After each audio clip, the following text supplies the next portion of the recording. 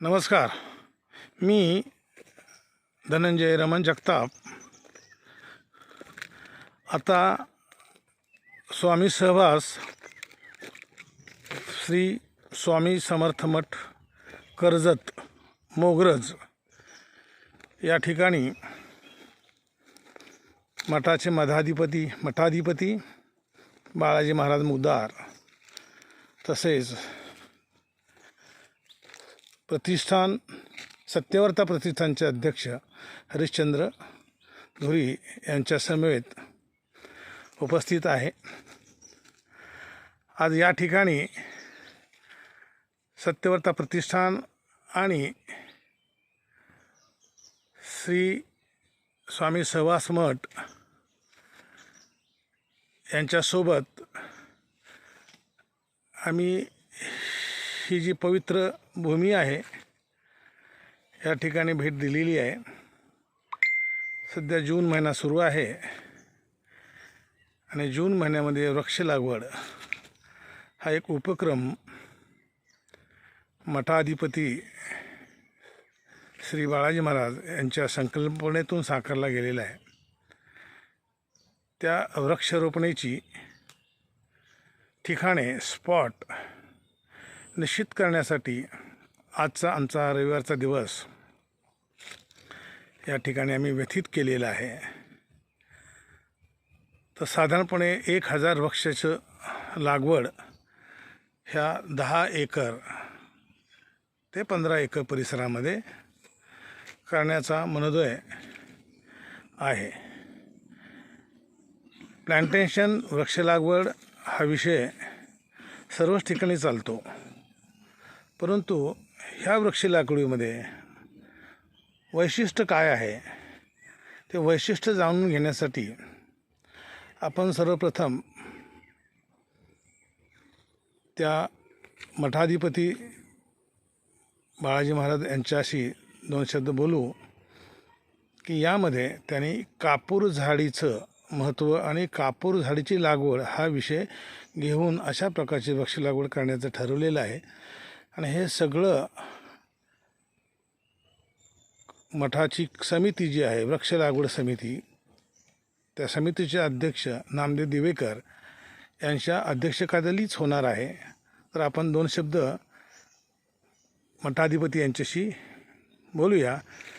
मठाधिपती श्री बाळाजी साहेब, आपलं काय म्हणणं आहे या बाबतीमध्ये? या ठिकाणी सत्यवार्ता प्रतिष्ठानच्या माध्यमातून मठ स्वामी समर्थांचा मठ बांधण्याचं प्रयोजन भूमिपूजन आपण या ठिकाणी केलेलं आहे.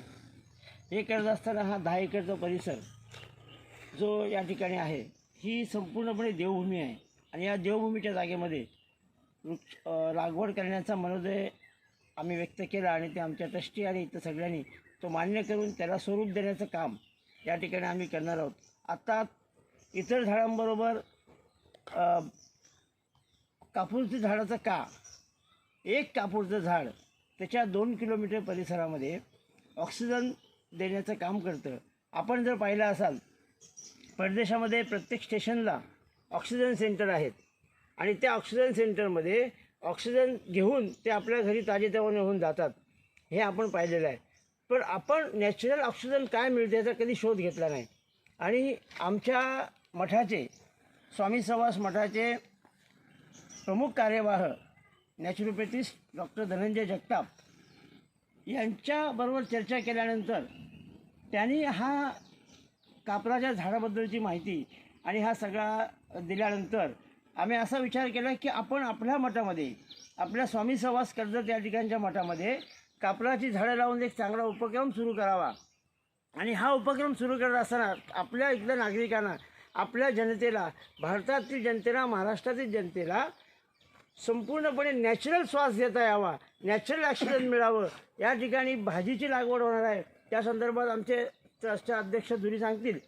तर ह्या सगळ्या माध्यमातून आपल्या लोकांना संपूर्णपणे अगदी नैसर्गिक श्वास घेता यावा हे आमचे उद्दिष्ट आहेत. आणि याचबरोबर आम्ही या ठिकाणाहून महाराष्ट्रातल्या सगळ्या स्वामी समर्थांच्या मठामध्ये एक वृक्ष आमच्या मठातर्फे त्यांच्या मठामध्ये कापराचं वृक्ष प्रत्येक मठाला महाराष्ट्रात जेवढे मठ आहेत तेवढ्या मठातील प्रत्येक मठाला एक कापराचं वृक्ष आम्ही आमच्या स्वामी सहवास मठातर्फे भेट देणार आहोत आणि त्यांना विनंती करणार आहोत की आपण आपल्या मठाकडे ते वृक्ष लावावं.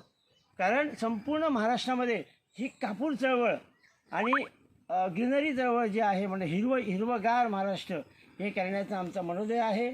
आणि त्यासाठी आम्ही एक समिती नेमलेली आहे आणि त्या समितीचे अध्यक्ष सन्माननीय नामदेव दिवेकर हे आहेत शशांक आणि शशांक गवाणकर हे त्यांना संपूर्णपणे सहकार्य करणार आहेत. अशी समिती त्यांची आम्ही गठीत केलेली आहे आणि याला संपूर्णपणे ग्रीनरीच्या माध्यमातून जे काय असेल ते मार्गदर्शन करण्याचं काम नॅचरोपॅथी श्री डॉक्टर धनंजय जगताप करतील. याचबरोबर आपल्याला वेगळं काम करायचं आहे. इथे जो मठ असेल तो पूर्णपणे जुन्या पद्धतीचा ह्या ठिकाणी लादी घातली जाणार नाही. या ठिकाणी दररोज सारवण होणार आहे. अशा प्रकारे आपण सर्वांना माझी विनंती आहे की प्रत्येक स्वामी भक्ताने ही स्वामी आज्ञा मानून आपल्या यथाभक्ती यथाशक्ती हे कापराचं झाड लावण्यासाठी स्वामी सहवास मठाला सहकार्य केलं पाहिजे. आपण आपल्या वाढदिवसादिवशी काय करता? महागडा केक आणता, महागड्या वस्तू घेता, पार्ट्या करतो आणि त्यासाठी आपण अनाठाई खर्च करतो. करा, आम्ही नको म्हणत नाही आहे, परंतु तो वाढदिवसाचा केक घेताना एक कापराचं झाड किंवा एक कुठचं फळझाड फुलझाड विकत घ्या आणि ते लावा. जसं आपलं वय वाढत जाईल तसे ते झाड वाढलं पाहिजे. आणि हे झाड जर तुम्ही आमच्याकडे दिलात तर आमच्या या 10 एकर जागेमध्ये आम्ही त्याचं रोपण करू.